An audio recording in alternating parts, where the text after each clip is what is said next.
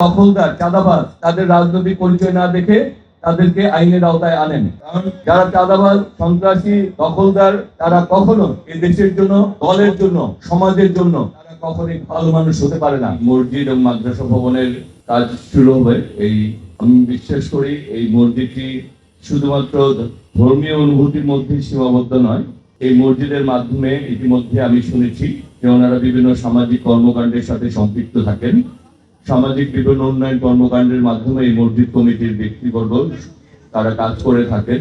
আসলে আমাদের এই যে দেশ, এই দেশ ছোট্ট একটি দেশ, আমাদের অনেক 18 কোটি মানুষ।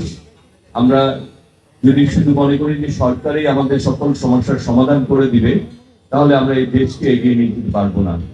আমরা যদি যার অবস্থান থেকে সবাই তার সর্বোচ্চটুকু দিয়ে আমরা যদি এলাকার উন্নয়নে এলাকাবাসীর পক্ষে থাকি, তাহলেই সম্ভব এই দেশকে, এই সমাজকে এগিয়ে নিয়ে যাওয়া।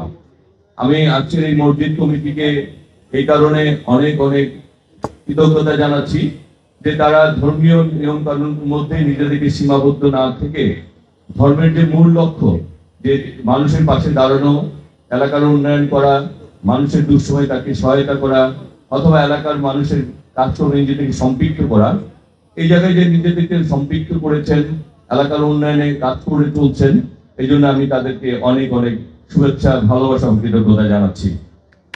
আপনাদেরকে একটি কথা বলতে চাই, আমাদের এই সরকার যেহেতু 12ই ফেব্রুয়ারি আপনাদের ভোটে নির্বাচিত একটা সরকার, এবং আমি আপনাদের ভোটে নির্বাচিত হয়েছি। আমি সবসময় বলি, জনপ্রতিনিধি মানে শুধুমাত্র এমপি হয়ে খবরদারি করা না। জনপ্রতিনিধি মানে হচ্ছে জবাবদিহিতার মধ্যে থাকা, যে কর্মগুলি করলে এলাকার উন্নয়ন, মানুষের ভালো কাজ, মানুষের পাশে থাকা যায়, সেই কাজগুলির সাথে আমি সম্পৃক্ত থাকতে চাই। আমার দলের নেতা কর্মীরাও সেই কাজগুলির সাথে সম্পৃক্ত থাকতে চান। তবে কিছু বিপদগামী নেতা কর্মীরা দল যখন ক্ষমতায় আসে, তারা নিজেদেরকে ধরে রাখতে পারে না। তারা যেমনি ভাবে দলের নাম ভাঙিয়ে সমাজকে কলুষিত করে, দলকে কলুষিত করে এবং নিজেদেরকেও কলুষিত করে, কিন্তু এই আবেগ, এই অনুভূতিটা, এই বিবেকটা তাদের মধ্যে আসলে কাজ করে না। তারা নিজেদেরকে জাহির করার জন্য, নিজেদের অর্থনৈতিক অবস্থা স্বয়ংসম্পূর্ণ করার জন্য এই সমাজকে, দলকে কলুষিত করে নিজেরা অর্থনৈতিক ভাবে এবং ব্যক্তিগত ভাবে তারা বড় হতে চায়, কিন্তু এর মাধ্যমে দলও ক্ষতিগ্রস্ত হয়, সমাজও ক্ষতিগ্রস্ত হয়।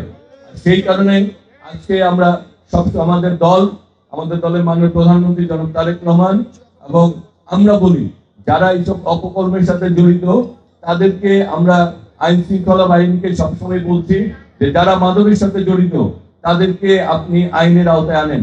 যারা দখলদার, চাঁদাবাজ তাদেরকেও তাদের রাজনৈতিক পরিচয় না দেখে তাদেরকে আইনের আওতায় আনেন। কারণ যারা চাঁদাবাজ, সন্ত্রাসী, দখলদার, মাদক ব্যবসায়ী তারা কখনো এই দেশের জন্য, দলের জন্য, সমাজের জন্য তারা কখনোই ভালো লোক, ভালো মানুষ হতে পারে না।